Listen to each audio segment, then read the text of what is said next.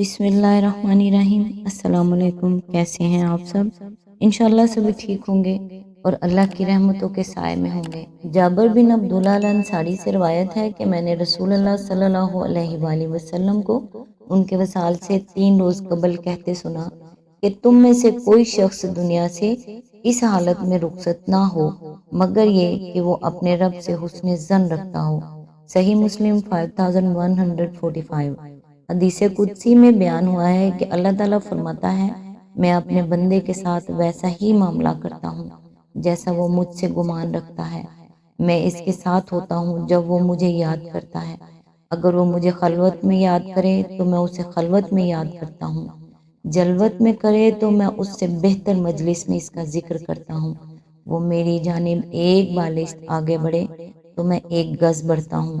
वो मेरे पास चल कर आता है और मैं दौड़कर उसकी जानिब जाता हूँ। सही बुखारी 6856 और सही मुस्लिम 4834। अल्लाह ताला से अच्छे की उम्मीद रखें। अल्लाह ताला हम सब की नेक और जायज़ हाजात पूरी फरमाए। आमीन। आज इंशाअल्लाह सूरत अल माइदा की आयत नंबर 91 से स्टार्ट करेंगे। औज़ु बिल्लाहि मिनश शैतानिर रजीम। बिस्मिल्लाहिर रहमानिर रहीम। शैतान तो ये चाहता है कि शराब और जुए के ज़रिए से तुम्हारे दरमियान अदावत और बुग़्ज़ डाल दे और तुम्हें खुदा की याद से और नमाज से रोक दे। फिर क्या तुम उन चीज़ों से बाज रहोगे? आयत नंबर 92। अल्लाह और उसके रसूल की बात मानो और बाज आ जाओ। लेकिन अगर तुमने हुक्म अदूली की तो जान लो कि हमारे रसूल पर बस साफ साफ हुक्म पहुंचा देने की जिम्मेदारी थी। आयत नंबर 93। जो लोग ईमान ले आए और नेक अमल करने लगे उन्होंने पहले जो कुछ खाया पिया था उस पर कोई गिरफ्त ना होगी, बशर्ते कि वो आइंदा उन चीज़ों से बचे रहें जो हराम की गई हैं और ईमान पर साबित कदम रहें और अच्छे काम करें। फिर जिस जिस चीज़ से रोका जाए इससे रुकें और जो फरमाने इलाही हो उसे माने। फिर खुदा तरसी के साथ नेक रवैया रखें। अल्लाह नेक किरदार लोगों को पसंद करता है।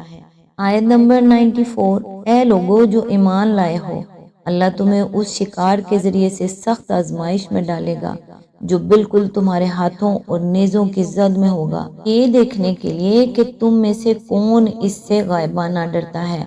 फिर जिसने इस तंबी के बाद अल्लाह के मुकर्रर की हुई हदूद से तजावुज़ किया उसके लिए दर्दनाक सज़ा है।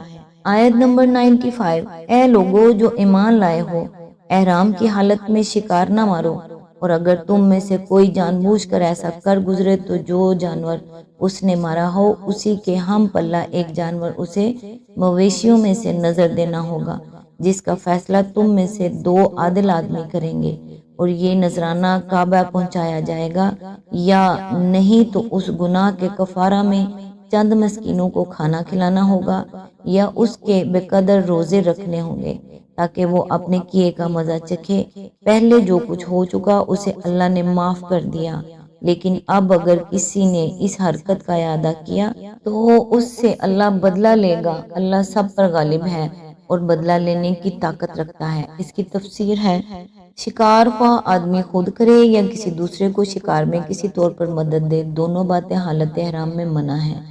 नेज़ अगर महरम की खातिर शिकार मारा गया हो तब भी इसका खाना महरम के लिए जायज़ नहीं है। अलबत्ता अगर किसी शख्स ने अपने लिए खुद शिकार किया हो और फिर वो इसमें से महरम को भी तोहफतन कुछ दे दे तो इसके खाने में कुछ मुज़ायका नहीं। इस हुक्म आम से मूजी जानवर मुस्तस्ना है। सांप, बिच्छू, बावला कुत्ता और ऐसे दूसरे जानवर जो इंसान को नुकसान पहुंचाने वाले हैं हालत एहराम में मारे जा सकते हैं।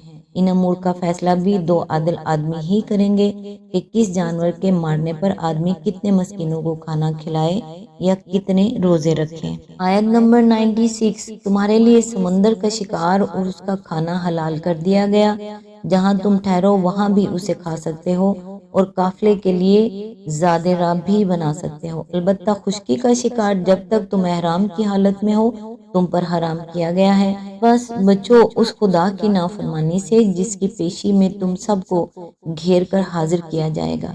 اس کی تفسیر ہے چونکہ سمندر کے سفر میں بسا اوقات زیادہ راہ ختم ہو جاتا ہے اور غذا کی فراہمی کے لیے وجہ اس کے کہ آبی جانوروں کا شکار کیا جائے اور کوئی تدبیر ممکن نہیں ہوتی، اس لیے بحری شکار حلال کر دیا گیا۔ آیت نمبر 97، اللہ نے مکان محترم کعبہ کو لوگوں کے لیے اجتماعی زندگی کے قیام کا ذریعہ بنایا اور ماہ حرام اور قربانی کے جانور اور کلادوں کو بھی اس کام میں معاون بنا دیا تاکہ تمہیں معلوم ہو جائے کہ اللہ آسمانوں اور زمین کے سب حالات سے باخبر ہے اور اسے ہر چیز کا علم ہے۔ اس کی تفسیر ہے، عرب میں کعبہ کی حیثیت محض ایک مقدس عبادت گاہ ہی کی نہ تھی، بلکہ اپنی مرکزیت اور اپنے تقدس کی وجہ سے وہی پورے ملک کے معاشی و تمدنی زندگی کا سہارا بنا ہوا تھا۔ حج اور عمرے کے لیے سارا ملک اس کی طرف کھینچ کر آتا تھا اور اس اجتماع کے بدولت انتشار کے مارے ہوئے عربوں میں وحدت کا ایک رشتہ پیدا ہوتا تھا۔ مختلف علاقوں اور قبیلوں کے لوگ باہم تمدنی روابط قائم کرتے، شاعری کے مقابلوں سے ان کی زبانوں اور ادب کو ترقی نصیب ہوتی اور تجارتی لین دین سے سارے ملک کی معاشی ضروریات پوری ہوتی تھی۔ حرام مہینوں کی بدولت عربوں کو سال کا پورا ایک تہائی زمانہ امن کا نصیب ہو جاتا تھا۔ بس یہی زمانہ ایسا تھا جس میں ان کے قافلے ملک کے ایک سرے سے دوسرے سرے تک بسہولت آتے جاتے تھے۔ قربانی کے جانوروں اور کلادوں کی موجودگی سے بھی اس نقل و حرکت میں بڑی مدد ملتی تھی، کیونکہ نظر کی علامت کے طور پر جن جانوروں کی گردن میں پٹے پڑے ہوتے تھے انہیں دیکھ کر عربوں کی گردنیں احترام سے جھک جاتی اور کسی غارت گر قبیلے کو ان پر ہاتھ ڈالنے کی جرت نہ ہوتی۔ یعنی اگر تم اس انتظام پہ غور کرو تو تمہیں خود اپنے ملک کی تمدنی معاشی زندگی ہی میں اس امر کی ایک بین شہادت مل جائے گی۔ اللہ تعالیٰ اپنی مخلوق کے مصالح اور ان کی ضروریات کا کیسا مکمل گہرا علم رکھتا ہے اور اپنے ایک ایک حکم کے ذریعے سے انسانی زندگی کے کتنے کتنے شعبوں کو فائدہ پہنچا دیتا ہے۔ بدامنی کے یہ سینکڑوں برس جو محمد صلی اللہ علیہ وآلہ وسلم میں عربی کے ظہور سے پہلے گزرے ہیں، ان میں تم لوگ خود اپنے مفاد سے ناواقف تھے اور اپنے آپ کو تباہ کرنے پر تلے ہوئے تھے، مگر اللہ تمہاری ضرورتوں کو جانتا تھا اور اس نے صرف ایک کعبہ کی مرکزیت قائم کر کے تمہارے لیے وہ انتظام کر دیا تھا جس کی بدولت تمہاری قومی زندگی برقرار رہ سکی۔ دوسری بے شمار باتوں کو چھوڑ کر اگر صرف اسی بات پر دھیان کرو تو تمہیں یقین حاصل ہو جائے کہ اللہ نے جو احکام تمہیں دیے ہیں ان کی پابندی میں تمہاری اپنی بھلائی ہے اور ان میں تمہارے لیے وہ مصلحتیں پوشیدہ ہیں جن کو نہ تم خود سمجھ سکتے ہو اور نہ اپنی تدبیروں سے پورا کر سکتے ہو۔ نمبر 98، خبردار ہو جاؤ، اللہ سزا دینے میں بھی سخت ہے اور اس کے ساتھ بہت درگزر اور رحم بھی کرنے والا ہے۔ آیت نمبر 99، رسول پر تو صرف پیغام پہنچا دینے کی ذمہ داری ہے، آگے تمہارے کھلے اور چھپے سب حالات کا جاننے والا اللہ ہے۔ آیت نمبر 100، اے پیغمبر ان سے کہہ دو کہ پاک اور ناپاک بہرحال یکساں نہیں ہے، خواہ ناپاک کے بہتات تمہیں کتنا ہی فریفتہ کرنے والی ہو، بس اے لوگو جو عقل رکھتے ہو اللہ کی نافرمانی سے بچتے رہو، امید ہے کہ تمہیں فلاح نصیب ہوگی۔